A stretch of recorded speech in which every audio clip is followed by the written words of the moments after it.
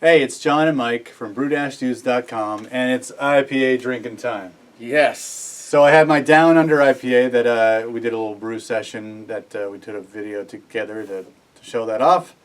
And then a friend of mine went to Vermont a couple weekends ago and brought me a can of Heady Topper. And not that I was trying to brew something that was Heady Topper-esque. It just thought, you know, when it comes to great hoppy beers, this might be a nice one to kind of drink side by side, not as a direct comparison, but when I think of hoppy beers, I think Heady Topper. So here's my Australian hopped IPA, New Zealand. I should say Down Under because New Zealand plays a big role in this, and then Heady Topper as well. So I'm going to drink. I already had this last night. I want to see if I can remember what this was versus what I'm going to taste right now. So, Mike, as you're kind of gulping down both these beers, I'm busy. We're not drinking from the can, and so I think that's sacrilege or something, but I don't care. So what do you think of what we got in front of us here? We'll start with this. This, my first impressions tasting this is that I love the fact that there's no real upfront bitterness. I mean, there's enough bitterness there that it's balancing against this malt bill. Yeah. But it's very but it's very light. But then there's a really great full mouthy hop oil sensation. The mouthfeel is very hop forward. Yep. Actually, that's kind of a weird thing to say.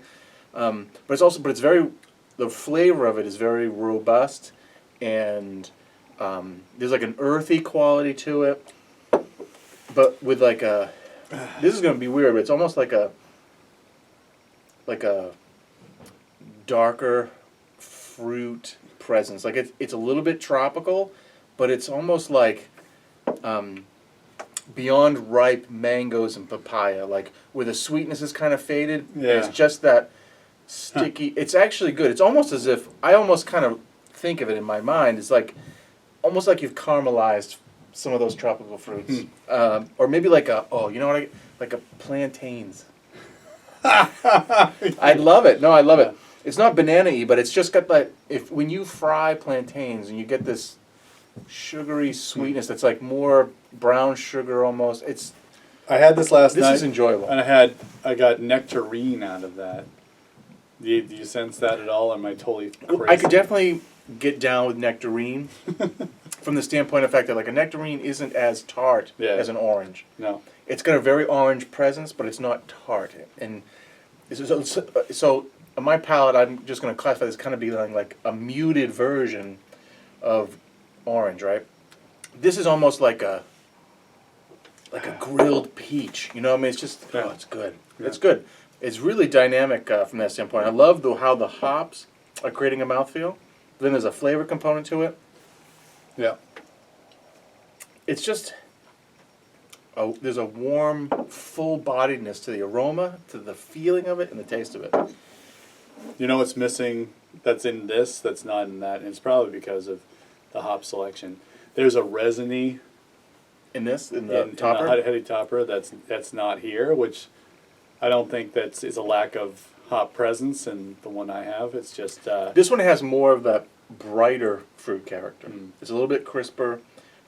The hoppy fruitness is a little bit brighter, which is probably is the varieties I think really. Yep. It just goes to like the Australian hop character in here. It's just something I haven't tasted before, and if it's really just a regional thing and it's got like that weirdly deeper flavor, it's definitely interesting. I mean, it's definitely totally drinkable, totally lovable. It's the flavor's not the same, but it presents itself very similar to this, where there isn't a lot of bitterness. It's just a wonderful hop experience. Yep. Right. And that was the whole plan. What's in the grain bill again? That's actually making it more caramel colored than I think I threw in probably a pound of caramel malt. Okay. I mean, that's probably something that's really contributing to Yeah. the mouthfeel. Yeah. Do you remember offhand what the final gravity was of this baby? Yes. It was. You can make it up. People won't know at home.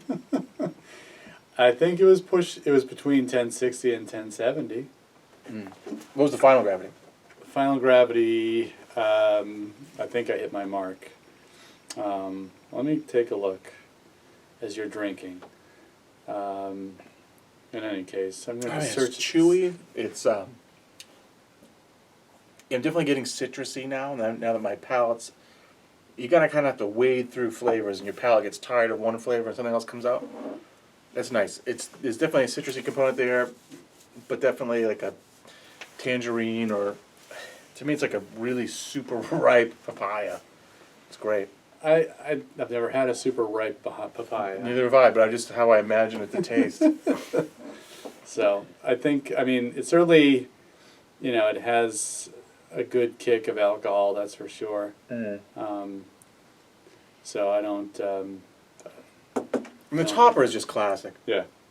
I love the crispness of the malt in the background. You hit they both have the same amount of haze, which is great. I mean, Yeah. super hoppy beers, there's a lot of those hop oils and resins. It just gets hazy. And it's nothing to be, steer away from or feel bad about. It's fantastic. I think most people expect in a double IPA to see some haze. Right. If I'm wrong, leave that as a comment. Tell us what you think about double IPAs, triple IPAs. Do you expect it to be hazy, or do you want it to be clear? I think it's great. Sorry, my connection is not so good in Studio Z, wherever we are now. Yeah, so 1070 starting gravity on that. And this was all that late edition, right? Yep, certainly was. I mean, there was like 4 ounces of hop right at the end of the boil there. So. Yeah. So you think it's 8% ABV like Topper, or is it a little bit less than that? I think it's 7.2. 7.2. So. That's good. Yeah. It doesn't taste like that, and the Topper doesn't taste like an 8% beer. Yeah. So the other funny thing about this is this has also had the dual yeast. Oh yeah. So not that I don't know how much difference there really was with WLP 001, but the Y yeast to West Coast ale yeast is also in here. So there you go.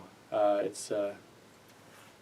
happy with it. I didn't know really what to Two tasty beers. expect of it. I think the hop techniques, the way you hopped it, has definitely created what you wanted out of it. Yep. I wasn't sure what it would be like, especially using the slightly different hops, but it's definitely worked out. It presents itself just like this. I wonder if you got the hop bill for this and used this, how close it would be, because the way you've done it here is great. Yep, so 1070 starting gravity. Terminal gravity was 1014. Oh, wow. 1014. You always seem to do better getting to a lower finishing gravity than I do. My beers are finished high lately for some reason. Yeah, but I just hit it with a whole bunch of yeast. I think That's that's true, too. That's the thing. And frozen yeast. Enough with the frozen yeast, man. We can't be freezing our yeast on a regular basis. So I don't know. I'll put this in and I'll note that it's all down under hops, and see what judges have to say. So we shall see. Beautiful. So I think that closes the loop on the Down Under IPA and all the hop talk we've been talking about. Hop bursting, hop whirlpooling, hop standing, all this stuff, man. Hop hopping. Hop hopping. So for John and Mike, brew-shoes.com, we're going to finish these beers. Yes. Probably off camera. So brew on. Cheers. Probably. We're going to finish these off camera.